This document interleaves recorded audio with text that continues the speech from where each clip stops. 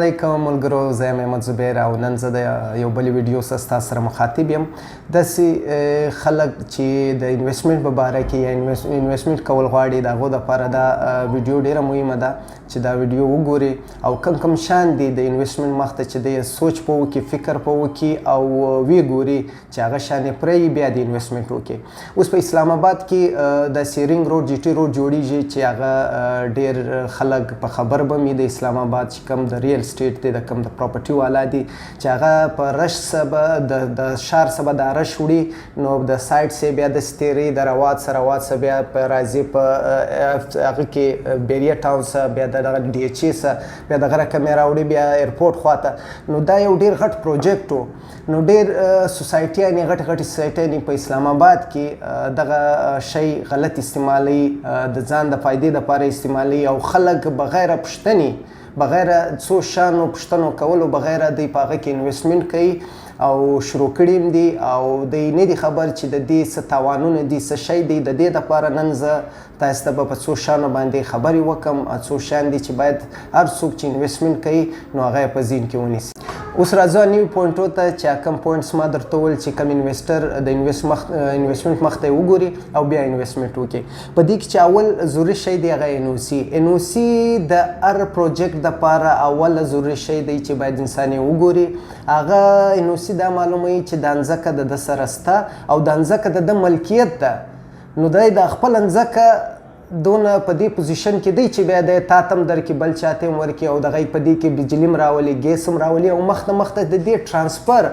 او انتقال هم دی په یو لیګل طریقه وکړي او په قانون کې د دې ځمکې یو خپل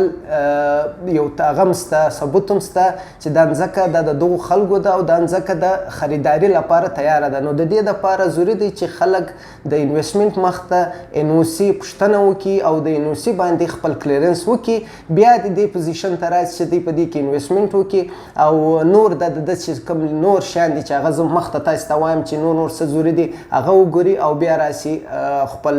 مخ ته پروسیجر وکړي. بل پوینټس دا دی چې د کم بلډرز دي جوړوي یې څوک، دا ډېر ضروري دی چې د کم سوسایټي د اونر پوښتنه وشي چې کم ډیولپرز دي یا کم مالک دی چې هغه څنګه دی، د هغه د مخ ته د کار کولو ایکسپیرینس لري، د دې مخ ته دوی پروجیکټس کړي دي نه دي کړي. نو د مالک د ایکسپیرینس او مالک په دې فیلډ کې د کار کولو ډېر معنا لري. بیا په ریل سټیټ کې که مالک شو، که ستا ډیولپر شو، نو ستا کار به زر او ډېر په هغه کې به د خپل تکمیل ته ورسیږي. او دریمه خبره دا ده چې انویسټمنټ، د انویسټمنټ پوښتنه کول پکار چې د انویسټمنټ چې دی هغه د لري هغه دی 4 کاله دی، 8 کاله دی، 15 کاله دی، 2 کاله دی، 3 کاله دی. نو ما څنګه درته وویل چې څنګه د دې تکړه مالکان چې د بلډران چې دغونه به ستا دا کار چې دا به زر کېږي. نو کوشش دا چې ستاسې په دې سر خلاص کړي، د هغو څه پوښتنه وکړي چې تاسې به موږ ته په کم ټیم کې او په څونه جلدي کې به موږ ته دا ځای را جوړوي او څونه هغه کې به د دې ملکیت او د دې مالکتوب موږ ته راکوي. نو ضروري دا ده چې تاسې اول د دوی سره د انویسټمنټ پوښتنه وکړئ چې انویسټمنټ ډېر کاله دی، کم دی، زیات دی. دا ضروري دی چې تاسې وکړئ. او د دې بعد چې بل پوینټس دی هغه دی لوکیشن. لوکیشن د یو د انویسټمنټ دپاره او د سوسایټي دپاره او د انسان دپاره ډېر ضروري دی چې هغه وګوري. ښه لوکیشن مطلب ښه انویسټمنټ، ښه لوکیشن مطلب ښه فایده درته کوي، مخ ته هم درته کوي. او پروسس دا دی د ښه لوکیشن کوم ځمکې چې دي هغه ډېر زر په جلدي کې پورته کېږي او فایده هم ډېره لري. نو کوشش دا وسي چې وروره څونه ښه لوکیشن د لوکیشن پوښتنه دې وسي او خپله دې هم کوشش کوي چې ویزټ دې وکړي او د لوکیشن باندې دې سر خلاص کړي چې آیا رښتیا هم دا لوکیشن چې دی دا د دې وړ دی چې موږ انویسټمنټ وکړو او سبا دا ماته ګټه وکړي، مطلب پورته کېدا امکانات هم بیا دغونه زیاتېږي. او بله خبره دا ده چې ضروري شی دی چې هغه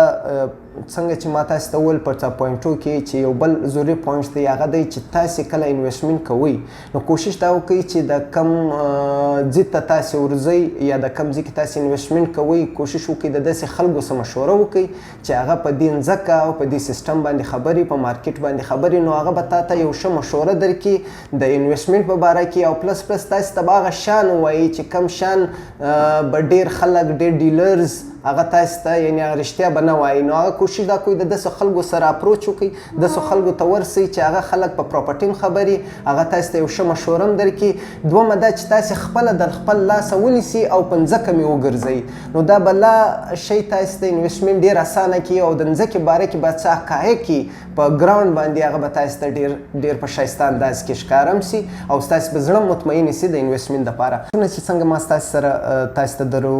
وښول او تاسو ته مې وویل دا پوینټونه په انویسټمنټ دپاره ډېر ضروري دي نو دا به داسې چې تاسو ته به ډېره اسانتیاوې جوړې کړي چې تاسو کله انویسټمنټ کوئ که په اسلام آباد کې دی که په کوټه کې دی که کم شهر کې هم تاسو کوئ نو او دا ضروري هم دی کنې ډېر انسانان یې هغه چې په دا شیانو کې هغه نه کوي سوچ نه کوي هغو ته ډېر تاوانونه پیښیږي او ډېر مشکلاتو سره مخامخ نو کوشش دا کوئ چې څو شیان ما تاسو در وښیو په دې کې لوکیشن دی په دې کې ورور این او سی ده په دې کې دا د دوی د بلډرز